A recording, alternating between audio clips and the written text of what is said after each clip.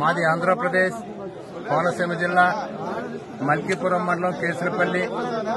ఈవేళ ఈ శబరిమల సన్నిధానానికి వచ్చే దారిలో ఒక వీడియో చేస్తున్నాం.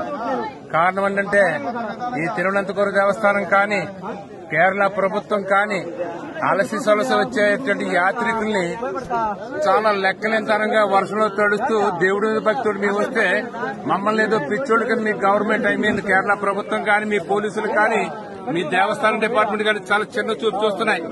వర్షంలో చూడండి ఒకసారి, ఎక్కడి నుంచి వచ్చినటువంటి భక్తులు తడిసిపోతే కూడా లెక్కలేనితనంలో ఈ తిరువనంతపురం దేవస్థానం పనిచేస్తుంది.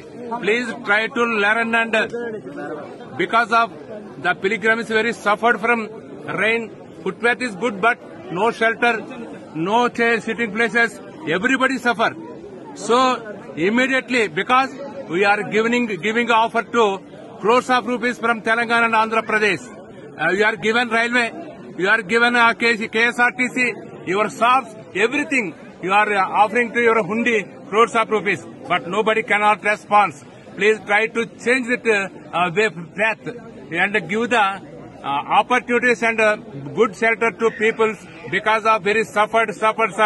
If not do the work, we are very offense. మీరు కనుక దీని మీద సరైన నిర్ణయం తీసుకుని మీరు కనుక చేయకపోతే యాత్రికుల్ని దానికి సరైన మూల్యం మీ రాష్ట్ర ప్రభుత్వం మీ తిరువనంతపురం దేవస్థానం ఖచ్చితంగా అనిపిస్తుంది. మేము అయ్యప్ప మీద దయతోటో భక్తితోటో మేము వస్తుంటే కోట్లాది రూపాయలు, వందల కోట్లాది రూపాయలు మేము ఇస్తుంటే కనీసం కూర్చునే చోటు కానీ నుంచునే చోటు కానీ ఈ వర్షంలో ఒక్కసారి షెల్టర్ చూస్తే సిగ్గేట్లేదా మీకు అసలు? ఈ ప్రభుత్వానికి ఈ దేవస్థానానికి మీకు సిగ్గేట్లేదా? మీ అంతా కష్టపడి 40 రోజులు దీక్ష చేసి కోట్లాది రూపాయలు మీకు హుండీలు వేసి మీ రైల్వేస్ కి ఇచ్చి మీ ఆర్టీసీకి ఇచ్చి మీకు కష్టపడి చేస్తుంటే ఎందుకు పనిచేయనున్నాం? దయ ఉంచి ఎక్కడి నుంచైనా చేంజ్ చేసుకుని వచ్చే భక్తులకి కనీస సౌకర్యాలు మీరు చేయిస్తారని కోరుతూ సెలవు తీసుకుంటున్నాను. Thanks to all. స్వామి శరణమయ్యప్ప. స్వాములు, నేను సన్నిధానం నుంచి మాట్లాడుతున్నాను.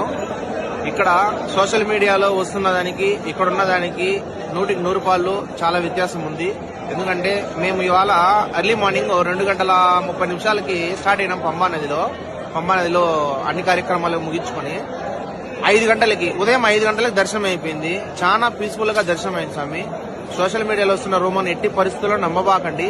చాలా మంది ఏం చేస్తున్నారంటే పంబా నదికి వచ్చేసి క్రౌడ్ ఎక్కువైపోయింది, తొక్కిసలాట జరిగింది, నెక్స్ట్ వచ్చేసి ఇరుములు ఇక్కడే చెల్లించుకొని వెళ్ళిపోతున్నారు అని చెప్పేది కూడా అవాస్తవము. చాలా అంటే చాలా బాగా జరిగింది.